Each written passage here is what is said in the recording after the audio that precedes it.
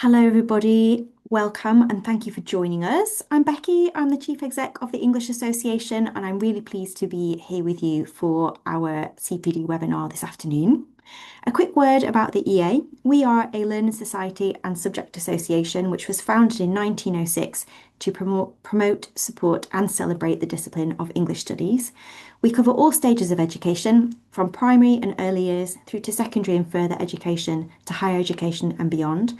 And we cover all parts of the discipline across language, linguistics, literature, and creative writing. Events like this one are made possible by the fantastic contribution of our volunteer speakers. So thank you very much to Emma and Hannah for your time this afternoon. Our members also make it possible to keep these events free and open to all by paying their membership fees. So if you would like to contribute to the national conversation about English and help support our discipline, please do consider joining us. Membership starts at just £29 and enables you to support our events and campaigning work for a whole year. And you get access to a range of member benefits, including online access to all our journals. And if you join us from the start of July, then it's half price. So good news. Right, now it is my absolute pleasure and privilege to hand over to Emma and to Hannah for our session this afternoon. Thank you. Thanks, Becky. Thank you. And welcome, folks.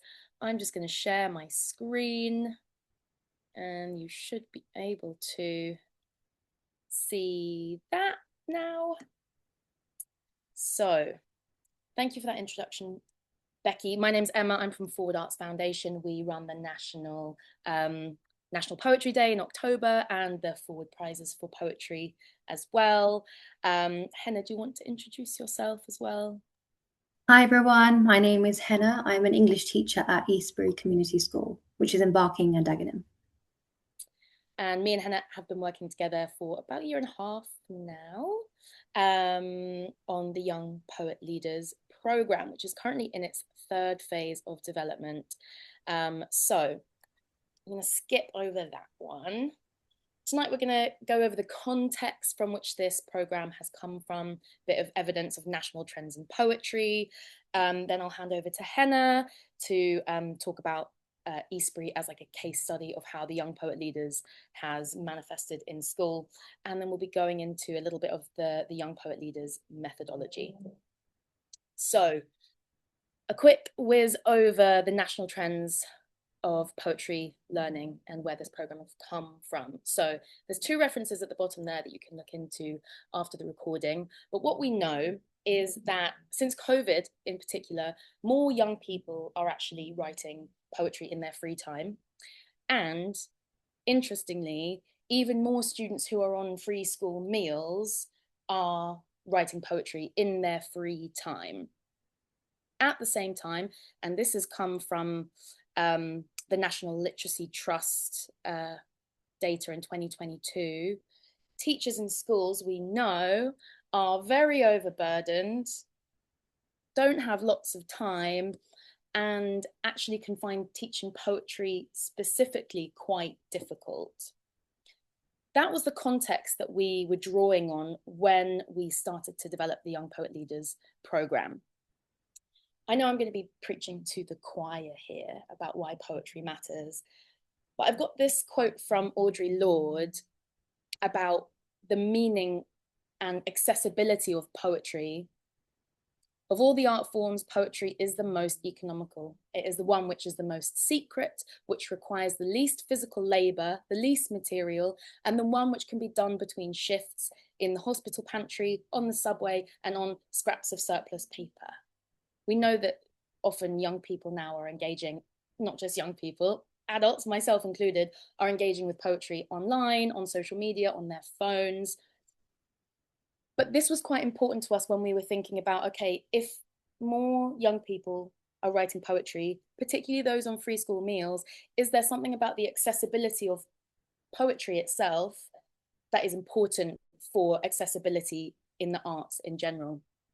And one of the pre-readings I think I sent was about how people from low income backgrounds are chronically underrepresented in the arts and as well in higher education training for the arts.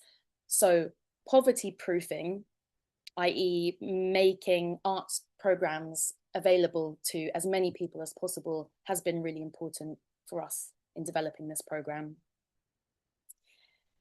We looked into a little bit more about the gap between poetry learning and poetry engagement. I was looking into this recently. The new AQA Worlds and Lives anthology, which is considered modern and contemporary, still has about a third poetry published before like the 1920s. So Wordsworth's in there, Shelley, George Eliot, fantastic poets in their own right. We know that, but maybe not the contemporary revamping of poetry education that we really, really need now for 2026 and our young people's lives. So how do we make poetry more accessible?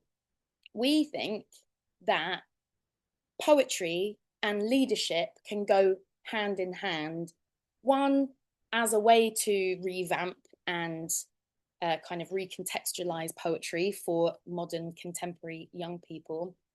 And also, if we think about poetry as an individual expressing themselves, or a moment in time, or some unique way of seeing the world, then it makes sense that leadership and the social emotional skills that go with that can marry together with poetry. One, so that people become better poets and their craft develops, but also that they develop those social emotional skills of being able to communicate about themselves and the world as they see it. So that's a brief overview of our context. I'm now going to hand over to Henna to talk about the Young Poet Leaders Programme at Eastbury. Thanks, Emma. Hi, everyone. I hope you're well. I've already introduced myself, but yes, my name is Henna. I am an English teacher at Eastbury Community School. As Emma and Becky have mentioned, I'm going to be speaking about young poet leaders at Eastbury. So Emma, if you could just click to the next slide, please. Thank you. So firstly, thanks so much, Emma, for reaching out to Eastbury and getting our students involved in this great initiative.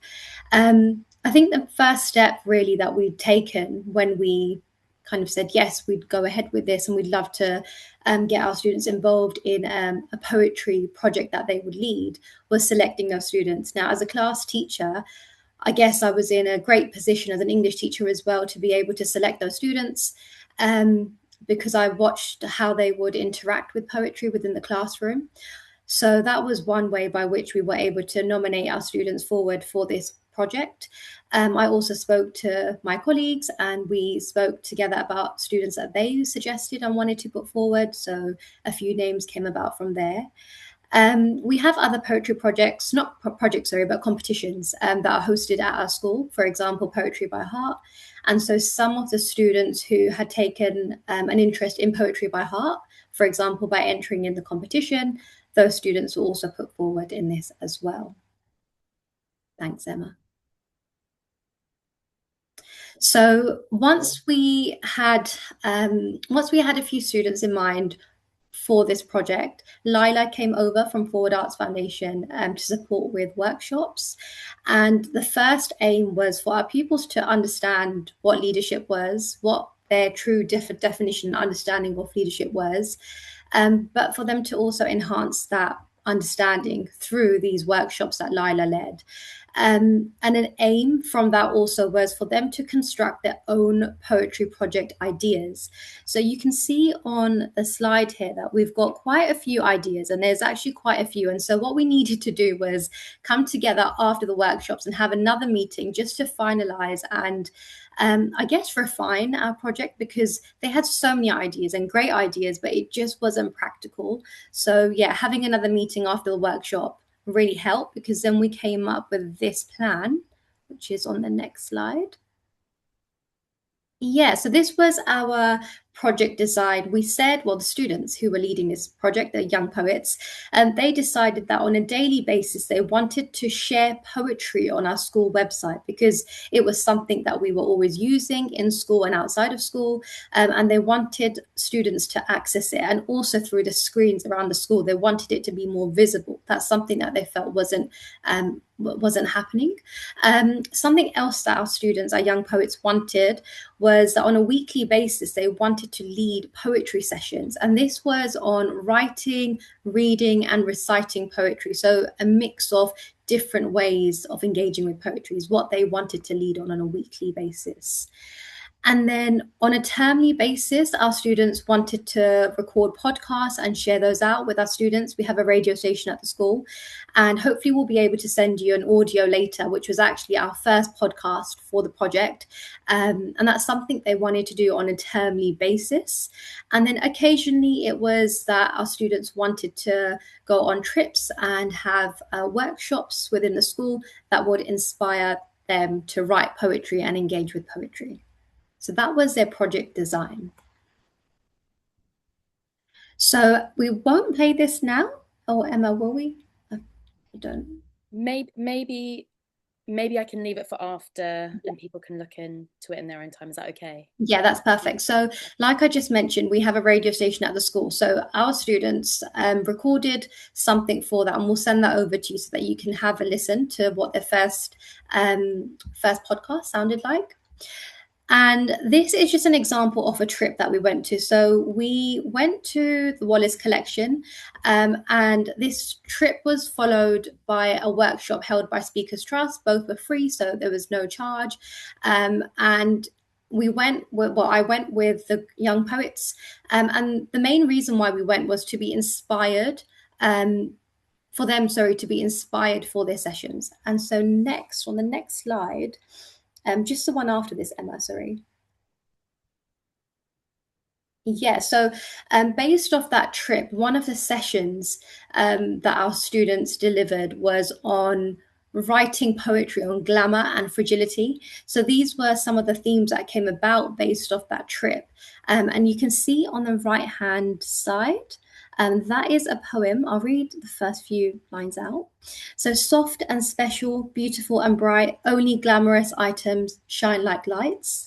Just going to finish the rest. Do be careful and do not pick up only items so fragile can break at the touch. So our students constructed poetry on glamour and fragility during their break time sessions. Now we have 2 break times in a day, so that's 30 minutes. Our sessions were about 15 minutes, I want to say 15 to 20 minutes, given the time that they were able to come in. But those 15 minutes were so productive and full of life and energy, which was amazing. And we even had a Glamorous as an instrumental behind the students' performances, just to add that kind of edge and flair as they spoke out and performed. And that was fantastic. So something I'd definitely recommend to do. And yeah, that's one example of a session. I go back to this one? Yeah, so based off that trip that we went to the Wallace Collection Museum, one of our students, her name is Zara, she was actually selected to perform a speech, which is called Humanity's Gift. And this was performed at Westminster Abbey at St. Margaret's Church. This was on the last school day, actually, before we all broke up for the summer. And again, just a really cool way for our students to use poetry to get involved in other experiences as well, because that's initially where this all started. So yeah, well done, Zara.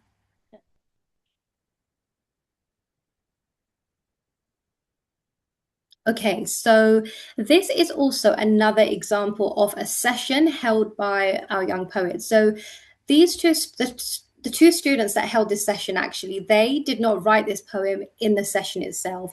I think they met up one day after school and just decided to sit down and write a poem on mirror shatters. And this is their poem. Again, I'll read a few lines. So it's mirror shatters, my heart flatters, nothing matters. Behind these walls, my role gets controlled. And you can see the rest. So it's a really strong, intense poem. What they wanted from this session was they wanted to go poetry by heart style, which was learn the poem by heart and perform it. And so in the 15 to 20 minutes that we had during the break time, they shared this poem out to the other young poets, and they took turns to recite lines from the poem in different tones. And then we had a discussion by the end on how different tones change the meaning of the poem. So this was a performative experience. And this now brings me on to other ideas. So when we met with other schools from Barking and Dagenham for the celebration event, so those were other schools that also took part in this project within the area. These were some ideas that we'd taken note of and wanted to steal, and ideas that we're probably still going to steal because we haven't managed to get round through all of them. So you can see them on the slide, of course, but there's one that we have done. So we are actually in a week or 2 weeks actually, we are going to have our own verse and brush event. So it's like a paint and sip, but it's called verse and brush. So that's going to be really nice. And again, our students will be leading that and have given their ideas forward towards that too. We also really want to get involved with students somewhere else in the world, and we do have connections with some schools in the USA, for example. So something that we have in mind is having a virtual poetry session with those students, and some of the other schools in Barking and Dagenham also did that as well. So that's something we were inspired by.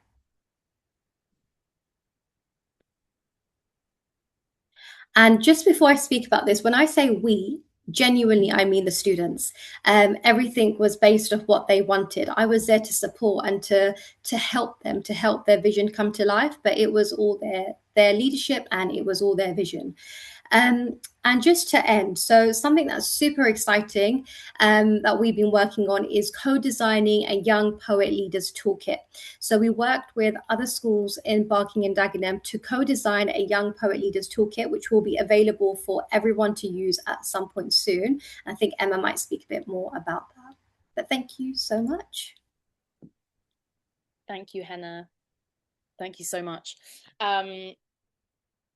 Yes, I'm going to show you a couple of examples in a bit later of some of the resources that young people from Barking and Dagenham have co-designed that will be made available next year, we think. We're currently piloting it with a number of schools across England, which is underway. And the whole toolkit will be publicly available next year for free on our website. So just to, I always love hearing again what students have created together. And this has been the point of the Young Poet Leaders program, as you can probably tell by now. It's less academic in nature. It's less focused on analysing poetry, as we're very familiar with as English teachers, using the curriculum. It is really about getting young people excited about poetry in the first instance. And I was talking with Becky and Henna just before you all arrived about how when we had one of our last group days with all the young poets from Barking and Dagenham, so many of them said, yeah, before the program, I found poetry really boring, didn't like it, hated it, thought it was just Shakespeare and rhyming and whatever. And those students then going on to say, now I write poetry in my free time, I consider it one of my hobbies. So it is a kind of pivot from the traditional way that we teach poetry and expect students to learn poetry, and is really about getting them excited about poetry and using their voice as leaders. So I've got a little bit of data from our phase 1 and phase 2, just to kind of show where we're going next and why the Young Poet Leaders Toolkit exists. The key thing that really came out of the first phase of the program in 2024, which was a real research and development program with one school, Dagenham Park, was the community aspect. We got students together from a mixed age cohort from years 7 to years 12, and in letting them do what they want and make decisions together, what came out of it, even above the poetry aspect, was the social aspect. They made friends, they had an increased sense of belonging, and they built community. So that we took into phase 2, and we started exploring that in more depth. And it came out again as a really big, significant outcome They made new friends and they felt more confident in themselves as leaders by negotiating and collaborating with students from different years that they hadn't met before. I'm going to move on to the next slide just because this kind of encapsulates the essence of the program. I never knew there were other poets like me. And this outcome is what we've taken into designing the Young Poet Leaders Toolkit. And by really investing in young people's skills as leaders, facilitating discussions, as Henna was saying, leading sessions with other students in school, they grew a kind of a community of young poets that was able to connect them not just through poetry but also through the social aspect as well. I'm going to pivot now to a little task. So if you all have either, you can do it on your phone or a laptop, you can type it, or if you've got a pen and paper, we're just going to jot down a few things, and I'm going to put 1 minute on my clock, and we are going to spend 1 minute listing all the assumptions you might make about your students as leaders. If you're in school, you're taking on a program that wants to position students as leaders and decision makers, what assumptions might we make about their ability to lead? Assumptions can be positive or negative, but we all carry them. We know that, even though we do the best as teachers not to. So I'm going to put 1 minute on my clock. Off you go, listing all the assumptions you might make about your students as leaders.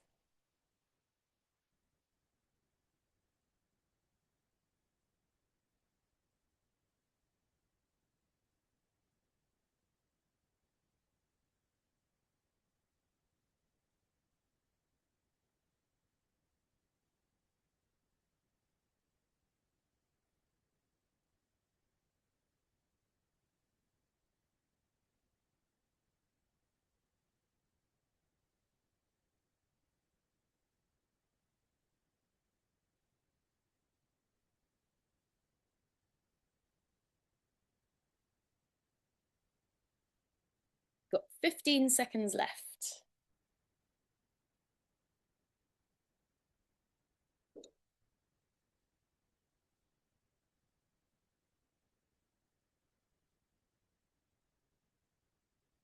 Okay, that's a minute. I wanted to get us to think about this because as part of the program in the past, we've delivered CPD to teachers, which Henna has been a part of. And a lot of that CPD with teachers and educators was about changing our mindset from the teacher hat to a more facilitator hat, taking a step back and allowing students to try and fail without interfering as the adult. I'm going to put another minute on the clock, and you don't have to write anything for this, but can you think of a time when an assumption got in the way of good teaching? And I know that there's some non-teachers among us. So for you, you could think about a time when an assumption got in the way of you fulfilling something yourself. 1 minute, off you go.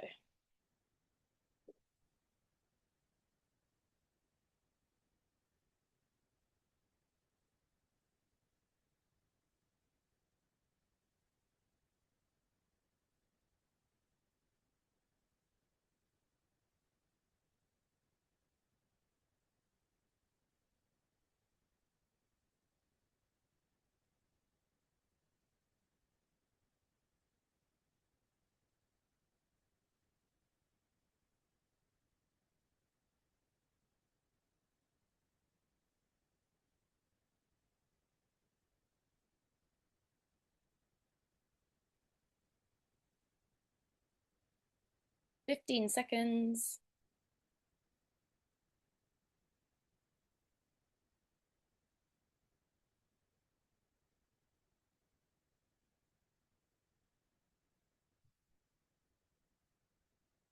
Okay.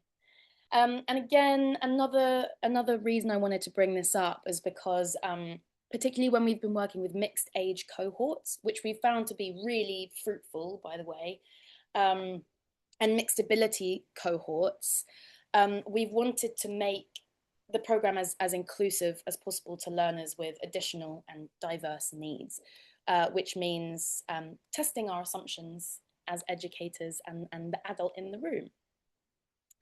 I'm going to leave this here for you to have a look at in your own time. This is a film that we made with students from Barking Dagenham talking about what being a young poet leader means to them. But here is our definition.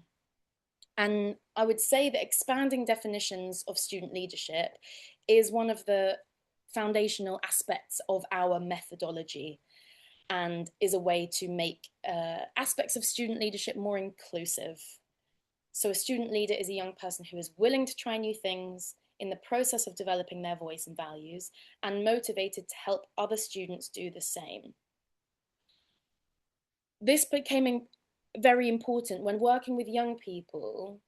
Their assumptions about what a leader is, which would be the kind of general connotations we have about leadership. Being a leader means the most confident, having the biggest voice or the most ideas, which we know isn't the case. We know that. We know that all learners have different strengths. And, you know, we know when we've done our teacher training, or if we're in the classroom, we know how to think about differentiation and scaffolding and Vygotsky's zone of proximal development, and applying that to academic strengths. And we're less good at applying that to social emotional skills that are part of leadership. So we really want to propose that leadership looks different for every student, and is about getting young people to identify their strengths, knowing where they're starting from, and trying things even if it's in a very low stakes way. And we know also from working in diverse learning contexts with learners of diverse needs, leadership will look different for different young people. Leadership for one young person might just be sharing their ideas or handing something out.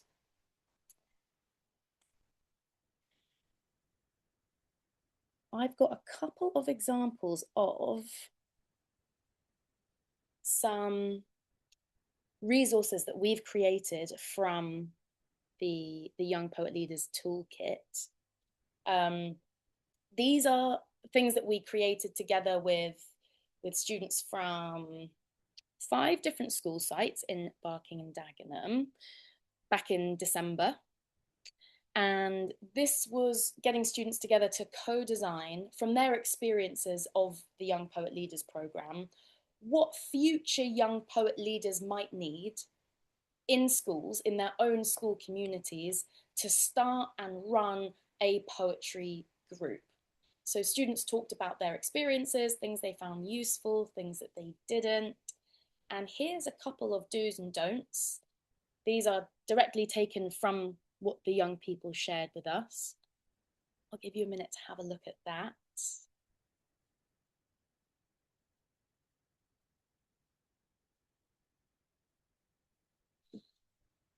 And we wanted to co-design the resources that will eventually be publicly available.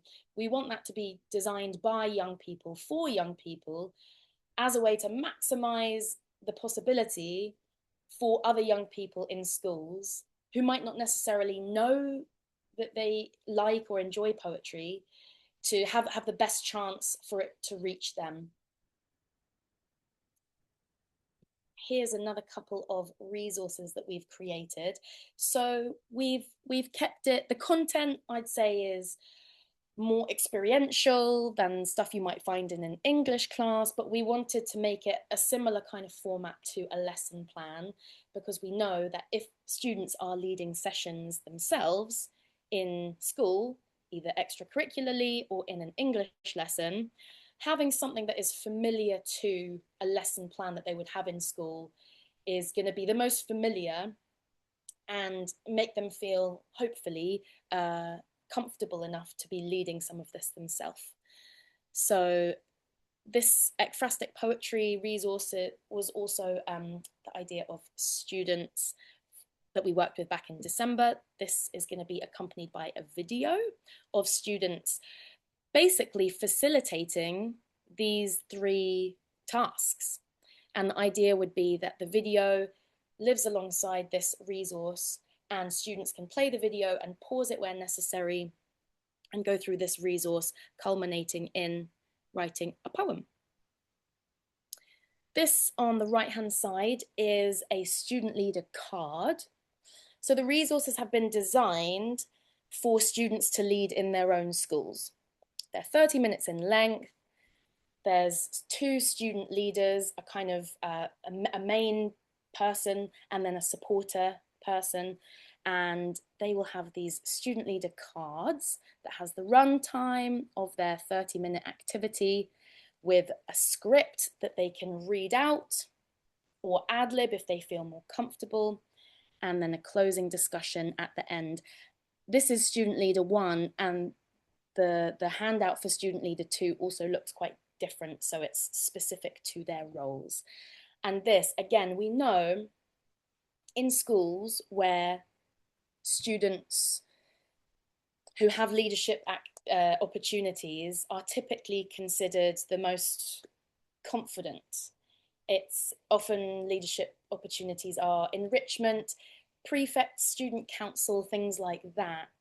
But in order to make it more accessible and inclusive, we wanted to give a really scaffolded, structured format for students who might not typically be in leadership roles to still be able to lead a session about poetry. Okay, we've got about 10 minutes left. We'll have a few minutes for questions at the end, but the last kind of task that I will invite you to do is to look back at your assumptions from earlier or an example you thought of, and to create one goal for how to build student leadership into your English classroom. And it doesn't have to be poetry specific. If you're not a teacher or not in a school, I would like you to take an assumption from earlier and create a goal, maybe how it applies to yourself if you were writing about assumptions that you've made about your own abilities. Then create a goal for yourself. And we're going to have 4 or 5 minutes for this. If you are a teacher or working in school, try and be specific about what you'd like to do, just as a chance to have something concrete to try out, either from what you've seen here or something that you might have noticed among your students. And the idea would be for it to be really low stakes, really simple, really accessible, something that you could literally do tomorrow in school, like having a discussion script that you offer a student to use to facilitate a discussion. So we'll have a few minutes for that now.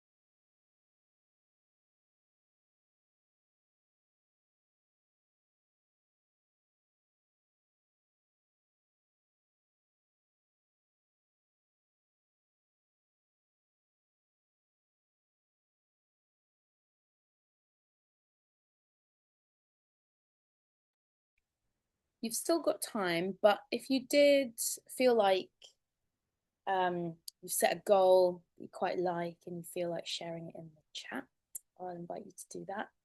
Just be quite interesting to see what people are thinking about. I was reading over some of the answers to the questions that we posed ahead of the webinar, and they were really interesting to read. That there's lots of keen poets among you, so I'd be really interested to see how you could marry these two things together for poetry and leadership.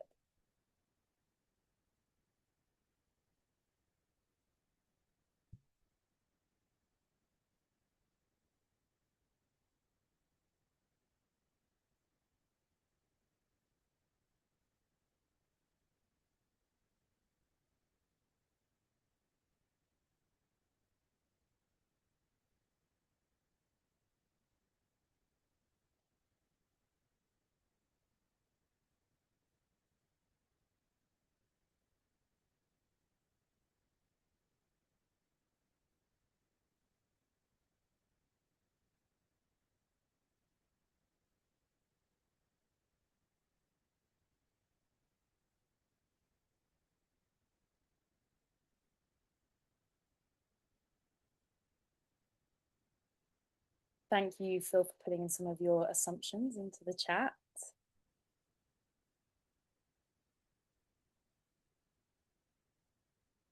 I assume students will love the subjects they are learning. Yeah. I might love poetry, but will my students?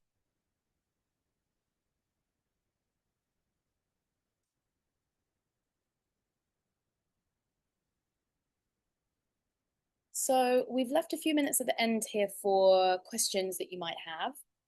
So if you want to put any questions into the chat as well, then myself or quite probably Henna could answer your questions.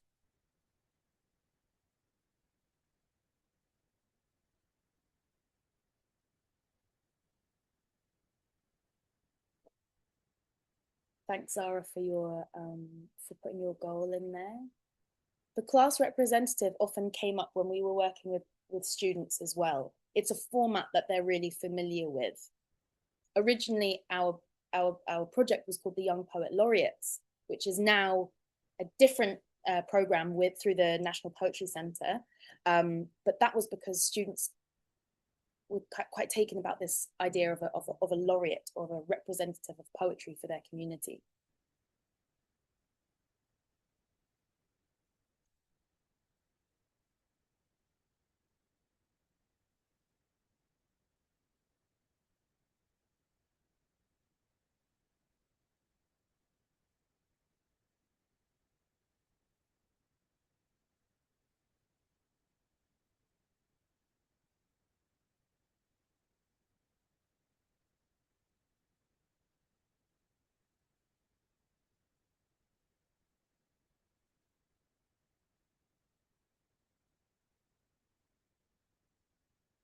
Thanks, Phil, for sharing that it's okay to be vulnerable.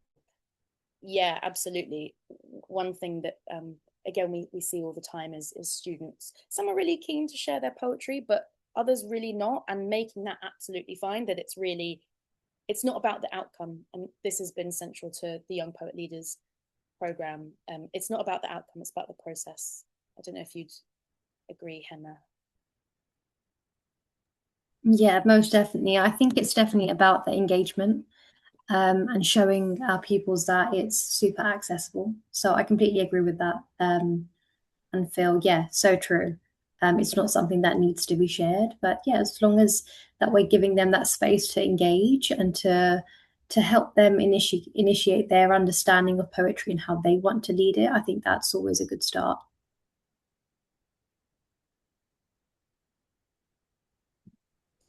Still got a couple of minutes left, folks. So if you do have any questions, comments, or Yeah, I just wanted to touch on what Phil said, the idea of poetry social groups.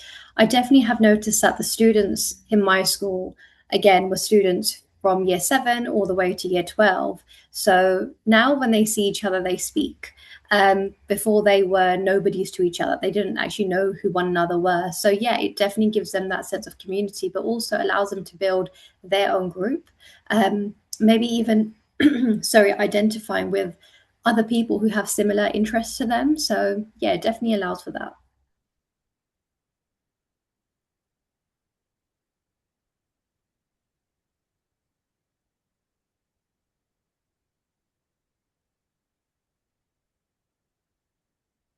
Zara, thank you. How much flexibility is within the toolkit? Does it cater to resit FE students? Absolutely. The toolkit um, it's not meant to be necessarily, it could be, but it's not designed to be focused on a particular key stage or assessment or poetry anthology. It is really, I guess, as well as expanding our definitions of student leadership, it's also expanding our students' definitions of poetry. We might know that poetry can take many forms and can be visual and embodied, but for students, poetry is words on a page. So the toolkit can be used in, yeah, definitely for FE students for sure. It's mostly been designed with students between year 7 to 10, but I'd say the poems could be used by different key stages for sure. They're not primary age, and again, it's more about exposing students to different types of poetry and using that as a stimulus rather than for analysis. Okay, I'm aware that it's 5:30. So Becky, shall I hand over back to you? Yes, thank you, Emma and Hannah, for your session. I've been furiously taking notes. And I think what I've really taken away from this, it's something that we all know, but it's good to have it reinforced, which is the power and value and importance of student agency, that they can take control of something and own it and have it be theirs, and that there's a real kind of power in that. And I'm so glad that we had Zara and Phil with us from an FE and a reset context, because I feel like those students really in particular might benefit from that sense of kind of joy and ownership. So thank you. It's been wonderful to hear from you both about the project, and thank you to all of you for joining us. And now I send you off to your evenings to go and enjoy an ice cream or yeah, go and sit in a nice cool room for a while. Thank you very much. Thanks, Becky. Thanks, Thank both. you.